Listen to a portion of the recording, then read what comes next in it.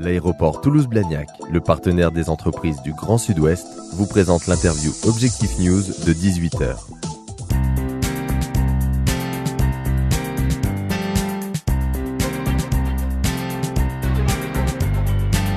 Bonsoir à tous, merci de nous retrouver pour l'interview de 18h. Notre invité aujourd'hui, Patrick Berger. Bonsoir. Bonsoir. Vous êtes directeur régional de la Banque de France. Vous avez avec vous aujourd'hui les résultats de votre dernière enquête mensuelle concernant la situation économique et des entreprises de Midi-Pyrénées.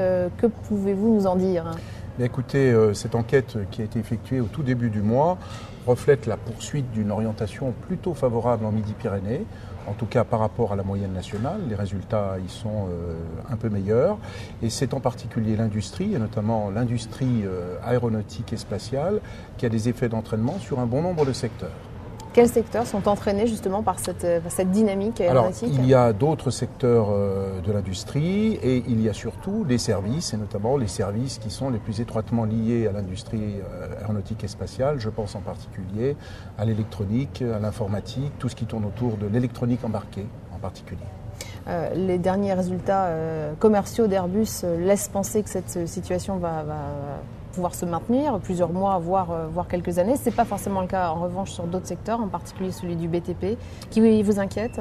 Alors le secteur du BTP effectivement traverse une situation difficile qui est liée d'une part à la remise en cause d'un certain nombre de dispositifs qui avaient contribué à soutenir l'activité dans le bâtiment, mais pour ce qui concerne les travaux publics, qui sont plus directement touchés finalement que le bâtiment, il y a un ralentissement très sensible de la commande publique qui avait été très dynamique en 2009 et encore en 2010. Alors c'est vrai que les entrepreneurs de ce secteur sont extrêmement inquiets.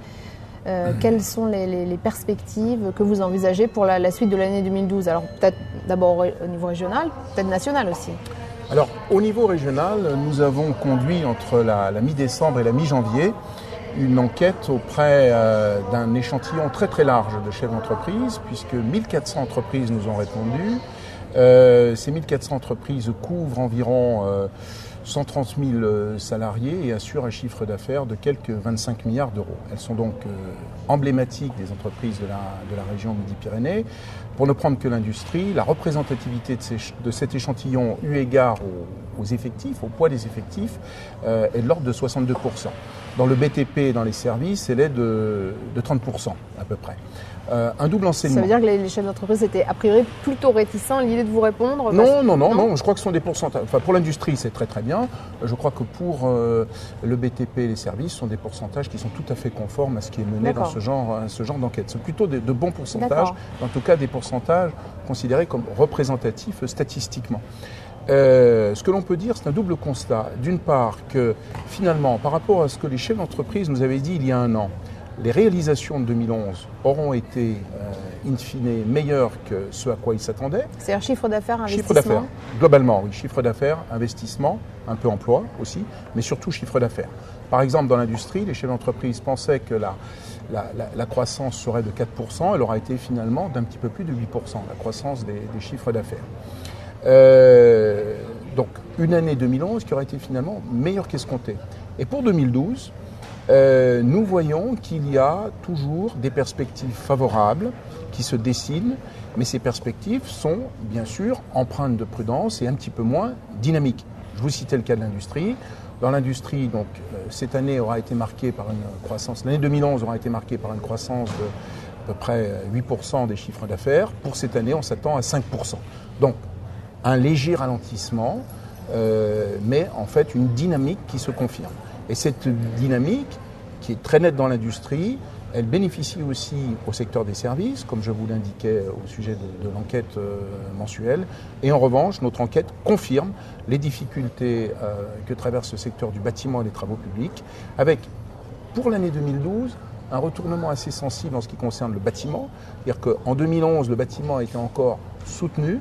Pour l'année 2012, il risque de connaître des difficultés d'une ampleur assez proche de celle du secteur des travaux publics. Ça, c'était pour l'aspect régional. Oui. Pour ce qui concerne le niveau national, quelles sont les perspectives économiques? Alors, pas de récession en vue? Alors, au niveau en national, tout cas, au sens strict. Au niveau national, l'enquête mensuelle que vous évoquiez au début de l'entretien sert en fait à alimenter une enquête nationale. Et cette enquête nationale est très importante pour les autorités de la banque, et au-delà d'ailleurs parce qu'elle permet de prendre le pouls de l'économie française.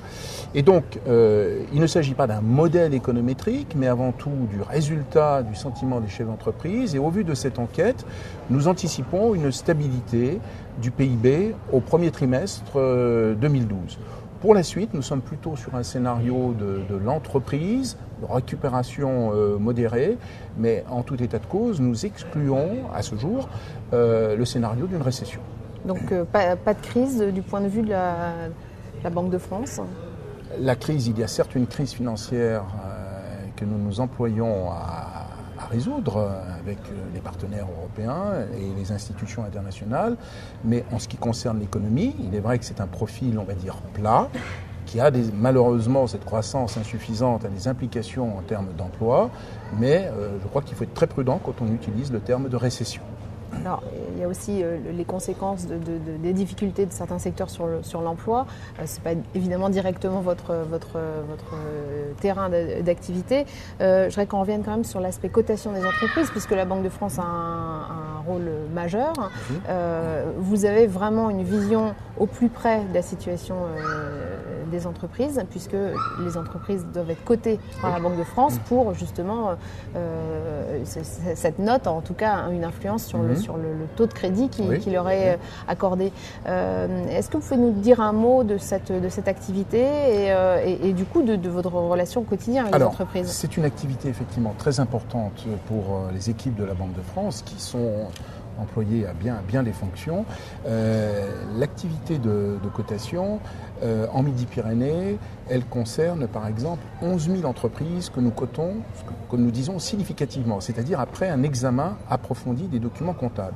Et sur ces 11 000 entreprises, il y en a à peu près 20% qui font l'objet chaque année, c'est-à-dire un peu plus de 2000, qui font l'objet chaque année d'un entretien en face à face entre les analystes de la Banque de France et le chef d'entreprise ou bien son directeur financier.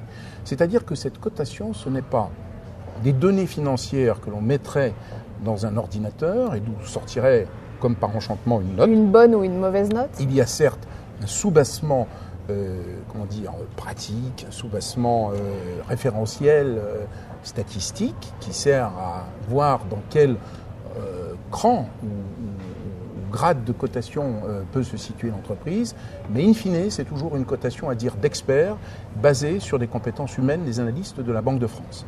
Alors, cette cotation, vous le disiez, elle est importante pour le taux de crédit de l'entreprise, c'est vrai, mais au-delà, il faut savoir qu'à partir du moment où l'entreprise a eu, pour reprendre votre expression, une bonne note, ce qu'on appellerait nous une cote éligible, cela veut dire une cote éligible au refinancement auprès de la BCE, eh bien, le banquier qui a accordé le crédit aura un crédit en quelque sorte liquide puisqu'il pourra se refinancer beaucoup plus facilement auprès de la BCE.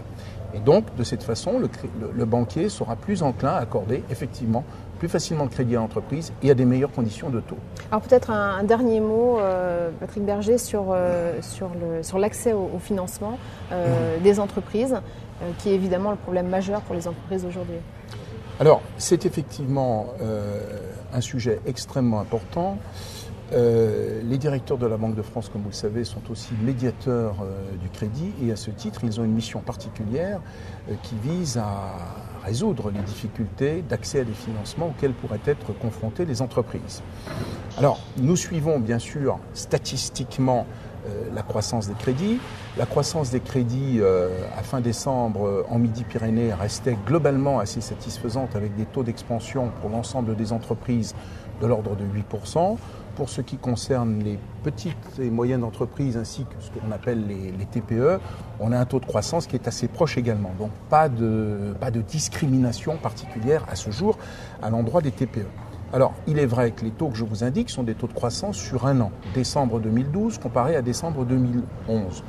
On observe depuis l'été une sorte de stabilisation une sorte de plateau dans l'octroi des financements. Alors c'est vrai que les banques sont un petit peu plus prudentes désormais, mais pour autant, on ne peut pas parler d'assèchement du crédit. En tout cas, nous sommes très vigilants. Je parlais du médiateur du crédit. Les médiateurs du crédit sont très mobilisés pour accompagner les entreprises. Et puis nous parlions de la cotation du refinancement. Sachez aussi que la Banque Centrale Européenne et donc la Banque de France veulent accompagner les banques en leur apportant toutes les liquidités nécessaires de façon à ce que ces liquidités puissent être utilisées dans l'accompagnement des entreprises à travers le financement bancaire. Certaines entreprises affirment aujourd'hui avoir un accès au crédit plus difficile. Quel est votre point de vue? Est-ce qu'il s'agit de difficultés intrinsèques, financières, de trésorerie des entreprises? Alors, il y a plusieurs facteurs. Ça peut être des difficultés financières intrinsèques des entreprises et dans ce cas, le banquier peut effectivement se montrer réticent à accompagner l'entreprise si son avenir est très très incertain. Il y a d'autres cas qui renvoient au cycle d'exploitation des entreprises, en particulier les stocks. On a vu que les financements à court terme accompagnaient très souvent le gonflement des stocks et qu'au contraire, lorsque les entreprises déstockaient, c'est le cas plutôt à l'heure actuelle, depuis quelques mois, les besoins de financement à court terme sont moindres.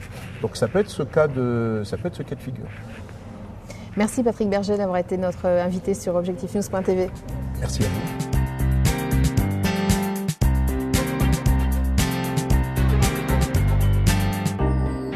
L'aéroport Toulouse-Blagnac, le partenaire des entreprises du Grand Sud-Ouest, vous a présenté l'interview Objectif News de 18h.